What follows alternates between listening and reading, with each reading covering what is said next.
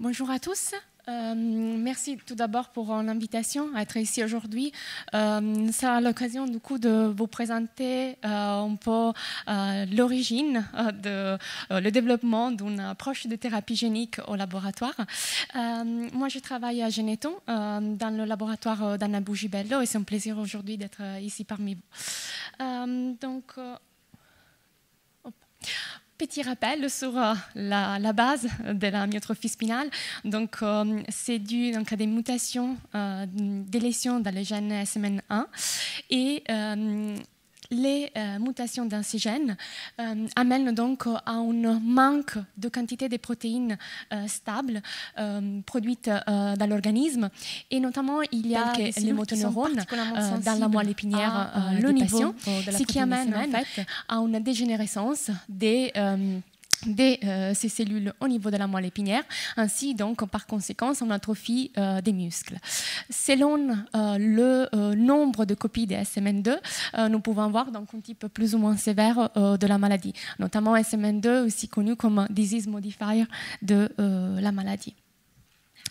Un petit résumé donc, sur les traitements disponibles aujourd'hui. Donc, vous connaissez, je pense, très bien, suite aussi à ces journées, leur mode de fonctionnement. Donc, il y a l'approche orale fait par Evrysdi, la molécule de chez Roche. Nous avons le traitement par injection intrathecale de Spinraza ou nusinersen et finalement une approche de thérapie génique connue sous le nom de Zolgensma qui consiste en fait dans l'injection systémique d'un vecteur viral qui amène une copie saine du gène SMN directement chez les patients. Et grâce à l'utilisation de cet vecteur, nous pouvons à la fois cibler le système nerveux central ainsi que les organes périphériques et les muscles touchés chez les patients. Aujourd'hui, la communauté scientifique SMA est assez d'accord sur le fait qu'il y a besoin à la fois des thérapies pour augmenter donc, la quantité de la protéine SMN, ainsi aussi que de cibler d'autres voies impliquées dans la pathologie. Et donc, aujourd'hui, nous sommes de plus en plus de l'idée de combiner plusieurs thérapies géniques pour aller vers une médecine de plus en plus personnalisée pour le patient. Mais si on regarde un peu plus dans le détail l'approche de la thérapie génique, donc nous à Geneton, on est très intéressés à développer. Aujourd'hui sur les marchés, donc il y a l'approche de Zolgensma qui a été approuvée en 2019, et donc il s'agit d'une injection systémique à la dose de 1,10-14 génomes viraux par kilo, qui est un peu en fait le moyen pour quantifier le nombre de particules virales qu'on va injecter chez les patients. Cet type de stratégie thérapeutique a plusieurs effets positifs, plusieurs avantages. Notamment, il s'agit d'une injection systémique, une seule injection chez les patients. L'utilisation d'un vecteur connu comme vecteur AAV9, de type 9, permet à la fois de cibler le système nerveux central ainsi que les organes périphériques. Et de plus, il a utilisé une particule virale génétiquement modifiée connu sous le nom de self-complementary, donc double brin, qui permet en fait une expression très rapide de SMN au sein des cellules. Par contre, il y a quand même des désavantages avec l'utilisation de ce type de vecteurs, notamment la capacité de packaging de ces vecteurs, qui est de la moitié par rapport à un vecteur normal, ce qui empêche un peu de jouer sur l'expression de la protéine avec l'utilisation des promoteurs ou des séquences régulatrices. Il y a eu aussi des études qui ont soulevé une réponse immunitaire plus importante avec l'utilisation d'un vecteur double brin, ainsi qu'on a une quantité de vecteurs avec du génome viral à l'intérieur moindre avec l'utilisation de vecteurs double brin. De là, en fait, le début de ces projets à Geneton, qui était de tester si une approche de thérapie par simple brin, avec l'utilisation d'un vecteur avec un capside AV9 pouvait exprimer la protéine SMN1 chez les modèles précliniques que nous avons choisis. Donc ici, juste un petit rappel sur le modèle. Donc il s'agit du modèle SMN2B- avec une moyenne de survie de 28 jours. Et il récapitule très bien ce qui sont les symptômes qu'on a chez les patients, notamment dégénérescence des motoneurones, ainsi qu'une atrophie de la jonction neuromusculaire. Le début de nos études précliniques, ils ont vu en fait le test des 3 différents vecteurs. La différence entre ces 3 vecteurs, c'est le choix des promoteurs ainsi que la combinaison avec des séquences régulatrices qui pouvaient stabiliser et promouvoir une expression plus importante du vecteur du transgène SMN. Ici, vous pouvez voir en fait l'injection à J0 chez des nouveau-nés par voie intracérébro-ventriculaire. Donc, on a ciblé directement le système nerveux central à la dose de 8-10-12 génomes viraux par kilo que nous avons choisi suite à des études pilotes. Vous pouvez voir que la capacité d'expression 72-12 était celle la plus performante en termes d'amélioration de la survie. Nous allons de 26 jours de moyenne de vie jusqu'à voir plus de 2 ans de survie de la souris. Notamment aussi d'autres capacités d'expression étaient assez performantes dans l'amélioration de la survie de ces modèles murins.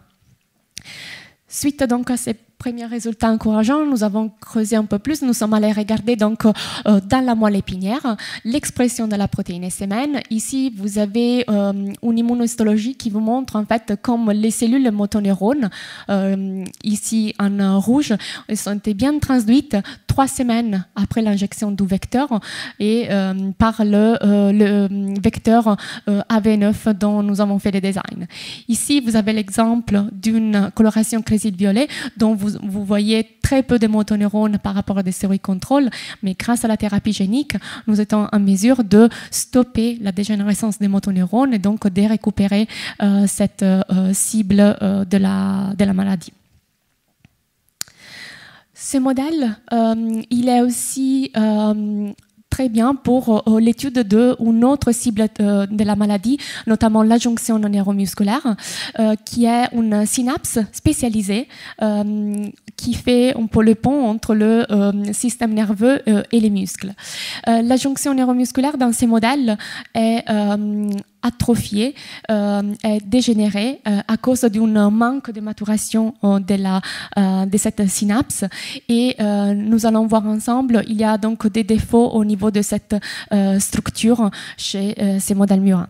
Donc nous nous sommes posé la question si après traitement par thérapie génique, nous étions en mesure de restaurer la morphologie normale de la jonction. Ici, vous pouvez voir 21 jours de vie. Nous avons prélevé des muscles du tibialis antérieur chez des souris normales ainsi que des souris malades. Ici, vous pouvez apprécier très bien la forme typique d'un pretzel, était aussi connue comme ça par la jonction neuromusculaire, chez des souris contrôle. Malheureusement, comme vous pouvez voir ici, chez des souris malades, nous avons un défaut de maturation de cette jonction, d'où un manque de quantité de la protéine SMN. Et cette manque de sophistication, qu'on peut aussi appeler comme ça le défaut de morphologie, cause ensuite aussi d'autres défauts dans la jonction neuromusculaire, tels qu'une accumulation d'une protéine neurofilament qui confirme qu'il y a d'autres défauts, notamment un transport axonal déficient dans cette jonction, ainsi qu'une réduction du nombre de vésicules synaptiques dans la partie présynaptique de la jonction. Mais grâce à la thérapie génique, vous pouvez voir ici un exemple. Nous avons pu restaurer le défaut de maturation de la jonction, ainsi qu'améliorer le transport axonal et aussi la transmission synaptique avec un marquage de la partie présynaptique des vésicules comme à l'état normal. Donc la première conclusion, c'est que nous avons pu avoir la preuve de concept qu'une thérapie génique par l'utilisation d'un vecteur simple brun pouvait avoir un effet positif suite à l'administration par voie intracérébroventriculaire chez ces souris. L'étape suivante, c'était donc d'identifier la dose minimale d'efficacité pour traiter les souris, ainsi que sélectionner le vecteur et tester une autre voie d'administration comme la voie systémique.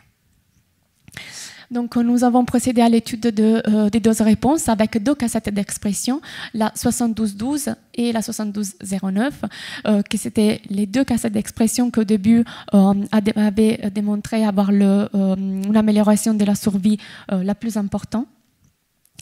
Et ici, vous pouvez voir le graphe qui résume la survie selon la dose des vecteurs utilisés. Et on peut voir que nous avons, dès aussi la faible dose, une amélioration de la survie pour les souris traitées, mais il y a des distinctions selon la dose utilisée et le vecteur utilisé. Notamment, la cassette d'expression 7212 montre une 90%, voire en 100% de survie de la souris pour un suivi jusqu'à 6 mois post-injection, ainsi que la cassette d'expression 7209, elle est autant performante. Par contre, pour ce qui est de la faible dose de cette cassette d'expression, nous pouvons apprécier qu'il y a un effet moindre par rapport à les doses plus importantes et aussi, de façon surprenante, une dose plus forte d'un vecteur semble avoir un effet pas du tout bénéfique. Si on va creuser un peu plus la question, nous sommes intéressés à voir l'expression donc de la protéine par ces deux vecteurs. De façon générale, nous avons pu apprécier une expression, ici vous pouvez voir la moelle épinière, dose dépendante selon le vecteur utilisé, et notamment la dose moyenne ainsi que la dose plus forte de la cassette d'expression la plus performante a pu en fait exprimer une quantité de la protéine SMN au niveau physiologique, voire dépasser même le niveau physiologique que vous voyez ici en noir. Par contre, la faible dose, qu'elle est ici représentée, et ici vous la percevez très peu, en fait, a exprimé une quantité au-dessus d'un seuil normal de quantité de semaines, ce qui pourrait justifier en fait un manque d'efficacité par rapport aux autres doses. Pour ce qui concerne la cassette d'expression 7209, ici identifiée en orange, dès l'utilisation de la faible dose, nous avons une expression de la protéine SMN dans le système nerveux central ainsi que dans les organes périphériques, qui est de plus en plus importante avec l'augmentation de la dose. Ce qui était intéressant, c'est qu'ici, c'est la dose la plus importante, de 3, 10, 13 génomes viraux par kilo. Et vous pouvez voir qu'on va dépasser de 20, voire 40 fois 60 le taux d'expression de la protéine SMN au niveau physiologique. Est-ce qu'il pourrait y avoir un effet donc, négatif d'une très forte expression de la protéine SMN ? Ce qui semble éventuellement suggérer des recherches qui ont été menées en parallèle par d'autres équipes, notamment par rapport à une expression très forte à long terme de la protéine SMN dans les circuits sensomoteurs qui suggère comme la trop forte expression de SMN pouvait avoir un effet toxique au niveau neuronal, notamment pour sa capacité à attraper, à retenir des protéines partenaires avec lesquelles elles interagissent normalement pour ses fonctions cellulaires et du coup gagner une fonction toxique vis-à-vis de ses fonctions normales au sein de la cellule. Dernier point que je tiens à vous montrer aujourd'hui, c'est que nous avons aussi également testé une approche de voie d'injection par voie intraveineuse afin de voir si finalement ce vecteur que nous avons désigné avait aussi une efficacité thérapeutique avec ce type d'administration qui est été réalisé par une injection IV, toujours à l'âge de la naissance, mais nous avons augmenté la quantité de vecteurs utilisés pour traiter ces souris, parce que il faut tenir en compte que la voie intraveineuse amène moins de vecteurs directement chez le système nerveux central. Donc, pour être sûr d'avoir une quantité suffisante de vecteurs qui arrivaient à passer la barrière hémato-encéphalique et transduire les neurones, nous avons donc augmenté la quantité de vecteurs.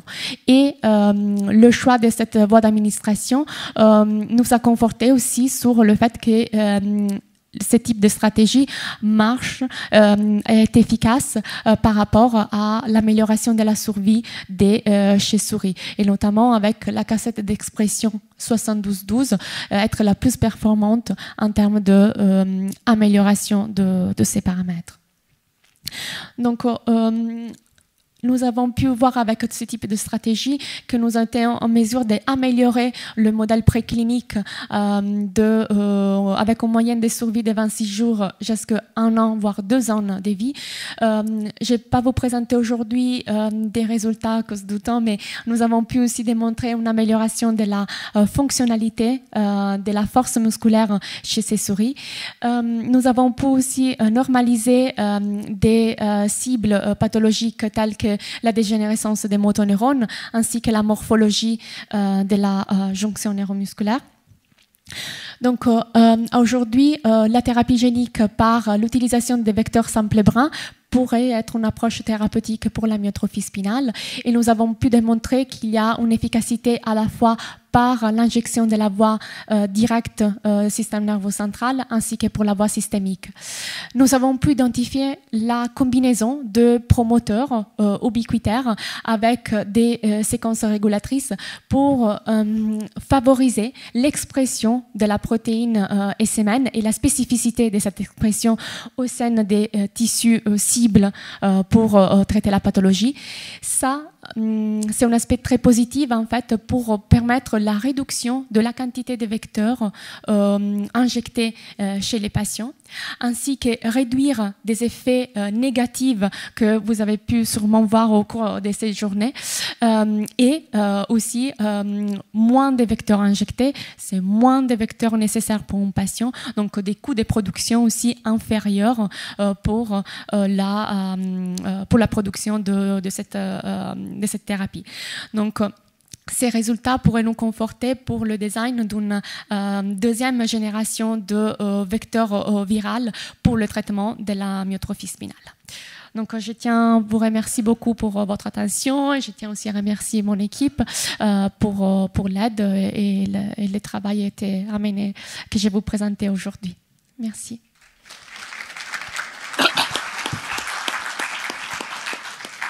Merci beaucoup, c'est très intéressant parce que ça montre qu'il y a d'autres choses à designer et que l'avenir est devant nous.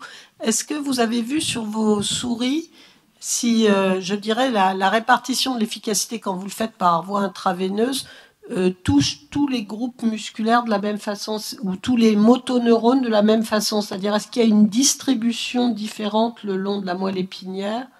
Vous voyez ce que je veux dire? Oui, nous, alors pour ce qui est l'analyse de la moelle épinière, nous nous sommes concentrés sur la partie lombaire, étant donné celle dont la dégénérescence est plus importante. Et l'approche par thérapie génique ICV, donc direct CNS, avait une amélioration plus importante du nombre de motoneurones par rapport à la voie IV. Probablement à cause du fait que le timing du vecteur pour arriver à cibler ces cellules est inférieur par la voie systémique par rapport à la voie directe CNS. D'accord.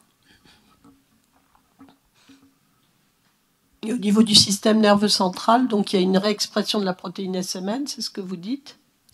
Pardon, au niveau du système nerveux central, donc du cerveau, il y a aussi une réexpression de la protéine SMN, c'est ça? Oui, tout à fait, absolument. Et on a vu à la fois dans la moelle épinière, mais aujourd'hui je ne vous ai pas présenté, mais aussi dans le CNS, dans le cerveau, tout à fait. Donc rendez-vous dans 3 ans pour la vie réelle alors. On espère. En tout cas, c'est pour améliorer tous les effets qu'on peut avoir négatifs par rapport à ce type de traitement Mais c'est encore large. Nous chercherons d'améliorer, on continue à améliorer ce type d'approche. Oui. Il y a encore de la place pour la recherche fondamentale aussi. Oui, on est bien d'accord. Merci.